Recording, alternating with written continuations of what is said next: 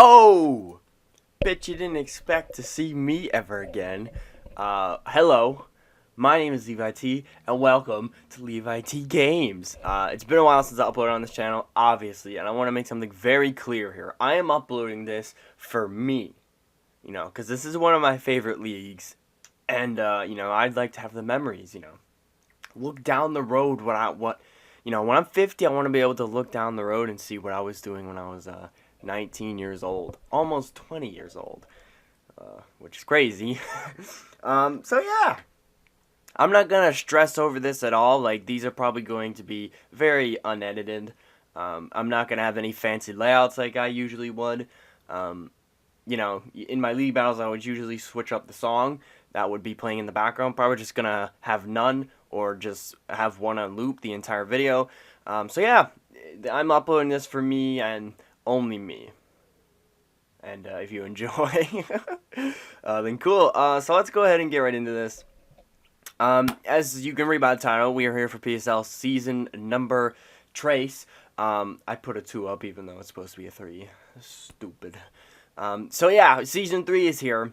I've been in this league for a long time, season 1 and 2, and season 3 is now upon us. So we drafted our team, and I think it's a very good team. I'm trying to think if there's anything else I could say before we get into the actual recap here. I don't think so, so I guess we can just hop into the team right away. So round 1. This wasn't my original pick, but we have Mega Latios here, nicknamed Coriolis, which is actually a PWL Season 1 veteran, so bringing back a Season 1 vet, which I think is pretty cool. But I originally didn't really have Mega Latios on my radar. I originally wanted Landorus Thurium, but that I had that before the draft order was out, but then I saw the draft order. I was like second to last, so I was like, I'm probably not gonna get Landorus Thurium, so I kind of bailed on that option. I just made it my backup, and Landorus T did get taken before I would have got it anyway. But for some reason, I thought I could get Mega Latias at the second to last spot because in the draft before us, because the league is split up into 2 different conferences that draft separately. The draft before us, Mega Latias went a bit late, so I thought to myself, maybe I can get that too. But alas, it didn't. So I just went with the next best option being Mega Latios. Mega Latios is not a bad Mega at all. I'm not personally too fond of it. I think it's a wasted Mega pick because I think regular Latios is better in every way. I think it's better because you can have regular Latios be faster with the Scarf. If Mega Latios, they gave it more speed, this thing would be incredible. I would definitely consider it probably the best Mega in the format, and it would probably be banned in most leagues. But I'm not too fond of this thing, but, you can't sleep on it. This thing has phenomenal stats across the board. I just personally wanted Mega Latios because it's better than Mega Latios, of course, because it's bulkier, and if you know me, I like bulkier Pokemon. But Mega Latios, it's still got some decent bulk to it. It's got great stats across the board, 80, 130, 100, 160, 120, 110. Just great stuff going for it. One of the advantages that Mega Latios has over Latias is that it can be able to run Dragon Dance, and that's really nice with Earthquake because then you can hit those bulky steel types like Mega Aggron and Registeel and Stakataka.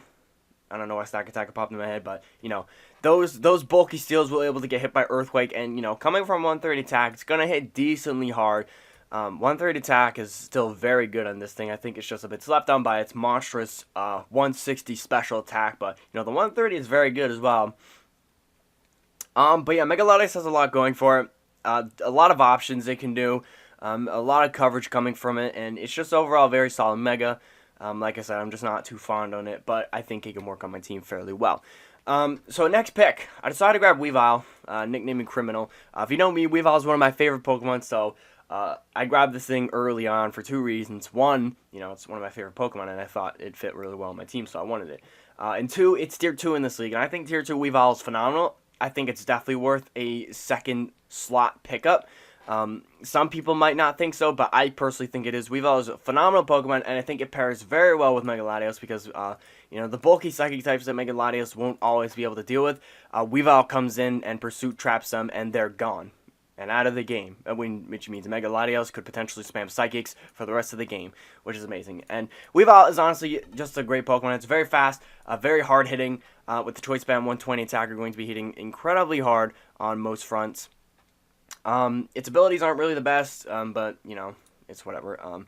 You know, it's a great knockoff user, probably one of the best knockoff spammers. Also a great pursuit trapper as well. Overall, it's just Weavile is a phenomenal Pokemon. I'm really excited to use this thing again. I haven't used Weavile in a league for a very long time.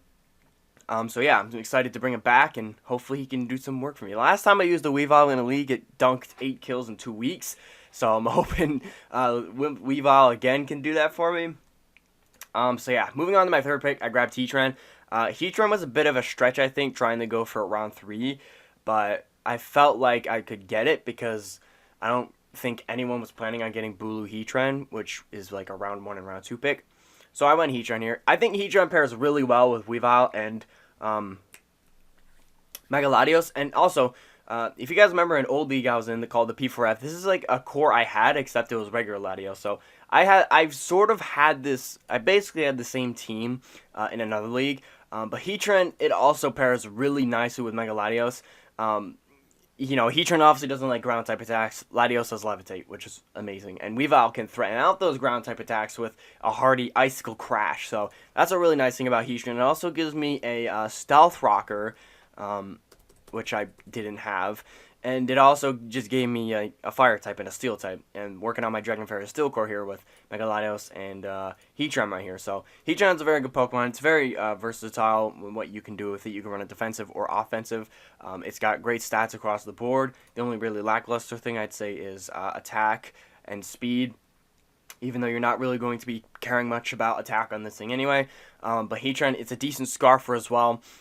Scarf Heatran is nothing to be slapped on here. And overall, it's just a phenomenal Pokemon, and I think it fits very well on the team, especially with the Mega Latios. So moving on, I'm very honored about this one. We're bringing Grace, the Milotic, to the PSL. For the ABL fans out there, you know Milotic. You definitely know Milotic. I've had Milotic for 3 seasons in a row for the ABL, and I decided to bring it on here for the PSL. I really wanted a bulky Firewater Grass Core, like something really obnoxious to deal with. Because my plan for this draft was kind of base it around my ABL Season 2 team. Because my ABL Season 2 team was probably one of my best teams ever drafted. And that team was like a lot of bulk and some really good offensive mons thrown in there. So that's what I kind of do. Except that team was really slow. And I wouldn't call this team very slow because my first 2 picks were pretty speedy mons with Mega Latios and Weavile especially. But I think that might help to my advantage better. So this team could be better than ABL Season 2. I don't know. But I'm here with Milotic. I'm very comfortable using Milotic. It's one of my favorite bulky water types, if not my favorite water type in general. It's definitely one of my top 10 favorite mons. This thing is it's such a reliable Pokemon. This thing has done so many good things for me ever since drafting it. It's just, I can't stress this enough. Milotic is just such a very good wall. This thing have the ability to have very good special defensive wall. I can't fucking talk.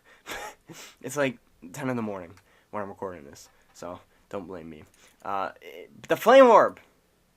Not Q Charm. Marvel Scale, it was already on it. Flame Orb Marvel Scale, super good on this thing. Especially with the burn nerf. Only taking 6%, I think it was 7%. I don't fucking remember. But Milotic is just super good. It's such a good Pokemon, and I love it. There's really not much to say on this thing. It's just a great pro Pokemon. What did I say there? Great Pokemon? I don't know. But yeah, super excited to use Milotic again. It's just one of my favorite Pokemon, so I'm excited to use it. All 4 of these picks, I think I'm very comfortable with. I've used all of them in a league at least once. Milotic especially, because I've used it multiple times. So I'm really excited. But then our next pick, we dive into something that I've never used before, but I've wanted to use for a long time. We got Mimikyu here. Mimikyu is cool. I finished my Dragon Fairy Steel Core. It's not that, I wouldn't say it's a very standard Dragon Fairy Steel Core, but I think it works. Mimikyu is super cool. I had 2 fighting weaknesses, and only Mega Latios has a resist. So having Mimikyu here is really nice because it gives me a immunity, as well as something to hit them super effectively. Mimikyu is really nice, especially for Disguise. Disguise is a very valuable ability, in my opinion. You basically get a free turn out of everything. I can do whatever I want for the first turn. I can Sword Stance. I can, you know, Z. I made this thing my Z user, so of course I can use Mimikyu Z.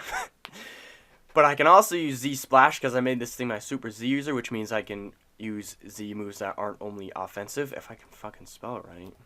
Splash, there it is. But unfortunately, Z Splash, it's not the best because Swords Dance Life Orb is always better. So I'm not probably going to be using Z Splash that often, but you never know. But Mimikyu is a really cool Pokemon. It's really good, really fun to use, and I'm overall really excited to use this thing. It's got some cool options like Woodhammer and Thunderbolt.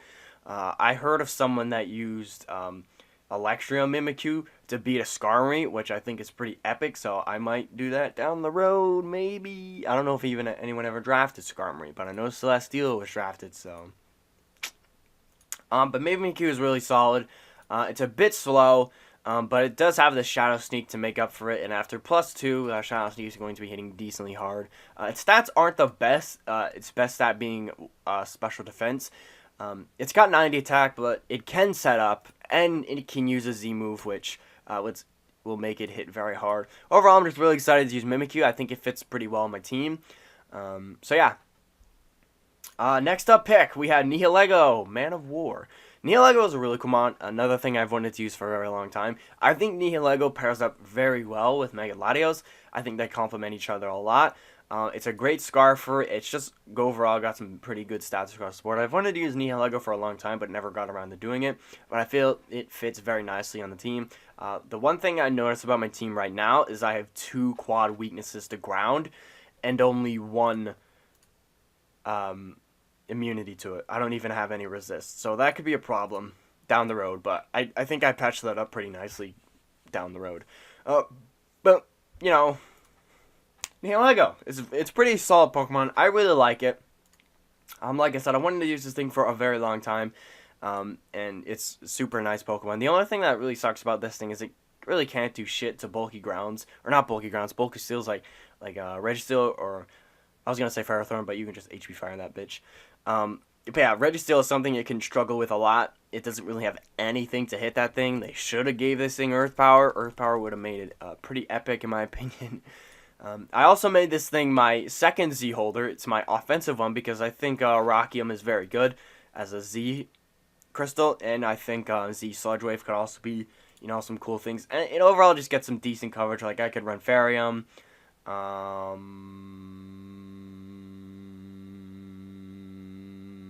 Electrum, and that's about it. But cool stuff coming from this thing. Excited to use them, and I think it'll be pretty valuable on the team. So next up, we got Virgil the Galvantula here. So this was actually sniped. I was looking at Heliolisk, but alas, it got sniped. Would have been pretty epic to have Heliolisk because Heliolisk and Milotic are like a pretty dynamic duo for me, I would say. I had those 2 ABL Season 1, and they did works for me. And I also had Heliolisk PSL Season 1, so he would have been a returning veteran. But alas, I did not get him. But on the plus side, I was managed to scoop up Webs, which I think is very nice. Although I don't think Galvantula really does what Heliolisk wants to do, because Heliolisk is like a Volt Switcher, and Galvantula is a Web Center. But the one thing it does have over other Electro types is 100% accurate Thunders. I'm actually not sure if it's 100% accurate. I actually don't think it is, but it's increased accurate compared to other Electric types. And I think there's actually an item I can slap on this thing to increase those Thunders and maybe make it 100%. I don't know what that item's called. But you know what Galvantula does. Galvantula has been pretty overshadowed lately, especially with Sun and Moon coming out, because now we have arguably better web setters with Araquanid and Ribombee being a thing. So Galvantula, he's probably been set in a bit of in the limelight, but it's still a very solid Pokemon overall.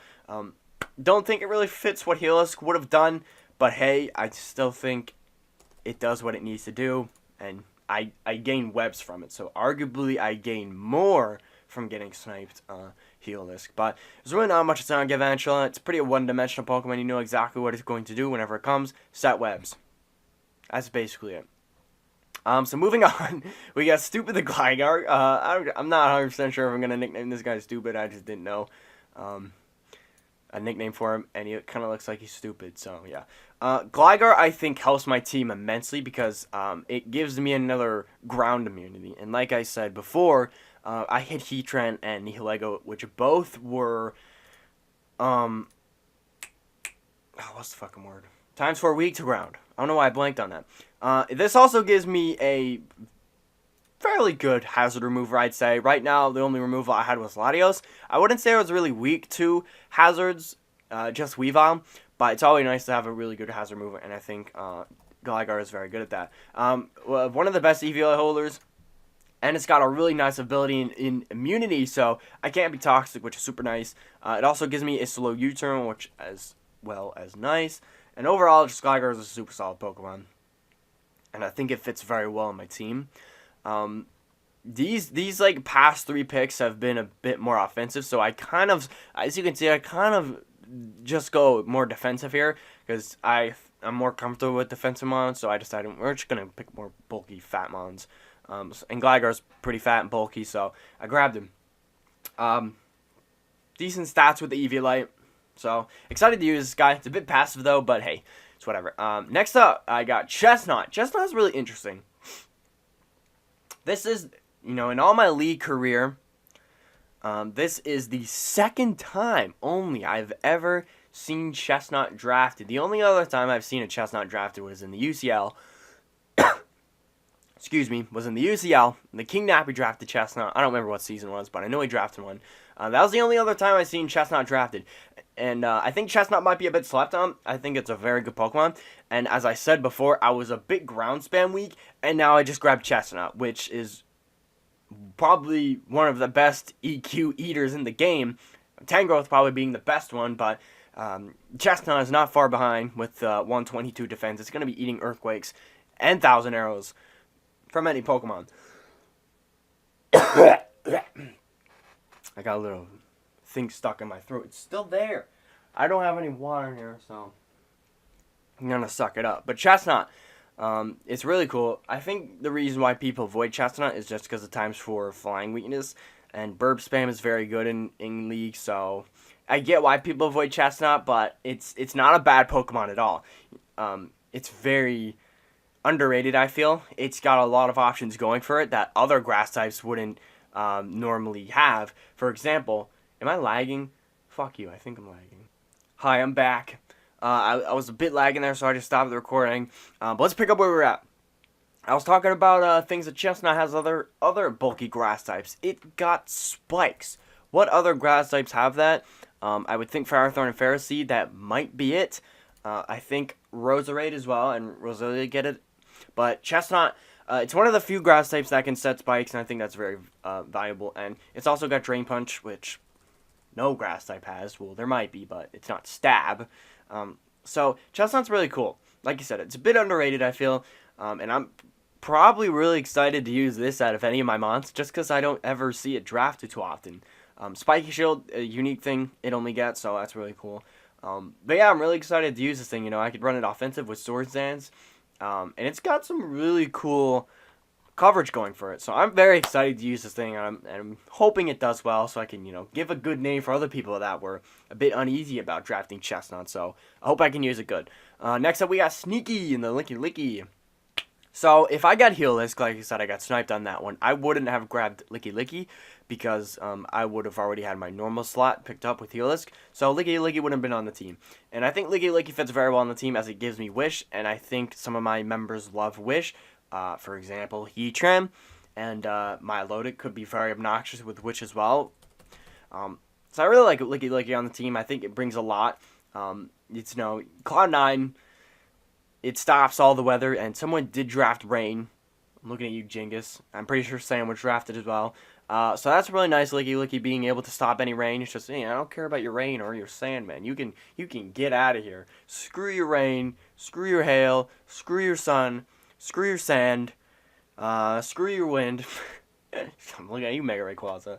So that's cool. Licky is a very solid Pokemon. I think it's a very good tier 4 pickup. It's very bulky, it's Wish support, and it's a Cleric as well. Overall, this thing is a nice support mon, as I'll probably run like Wish, Toxic, Heal Bell, and I think it gets Thunder Wave. Sad times, it doesn't, but I guess I can run some offensive move there. Slash Recover, I can get Body Slam for the flinches.